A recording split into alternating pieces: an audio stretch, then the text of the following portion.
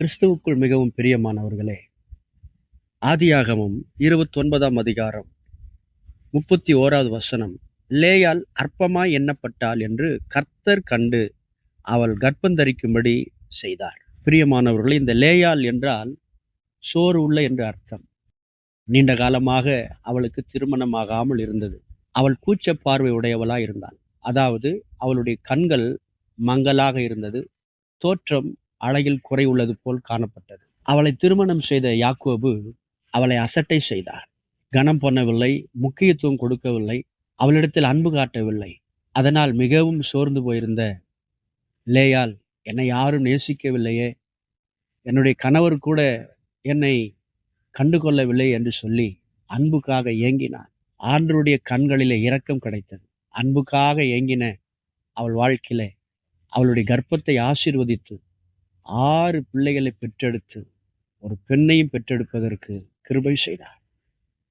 ஆம், அருமையானவர்களே, இந்த அற்பமா எண்ணப்பட்ட இந்த லேயாளுடைய பிள்ளைகள் மூலமாகத்தான், அந்த சந்ததியில்தான் தாவீது ராஜா வந்தார். ஆண்டவராகிய இயேசு கிறிஸ்துவும் பிறந்தார். பாருங்கள், அற்பமா எண்ணப்பட்ட அவளை எல்லாரும் தள்ளினாலும் ஆண்டவர் தள்ளவில்லை அல்லவா? உங்க வாழ்க்கையிலையும் இயேசு நல்லவராயிருக்கிறார். நீங்கள் இந்த நேரத்தில் கூட அநேகர் கண்களுக்கு முன்பாக அற்பமானவர்களா இருக்கலாம்.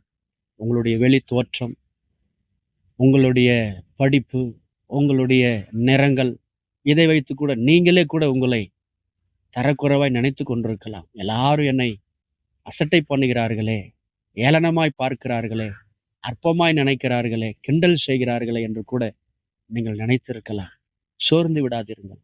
ஒருவேளை நான் நினைக்கிறேன், இந்த லேயாளை கூட கூச்சக்கண்ணி கூச்சக்கண்ணி என்று சொல்லி கிண்டல் கூட செய்திருக்கலாம். ஆனால் அந்த சகோதரி தான் கர்த்தர் கனப்படுத்தினார். உங்களையும் நிச்சயமாக கர்த்தர் கனம் பண்ண போகிறார்.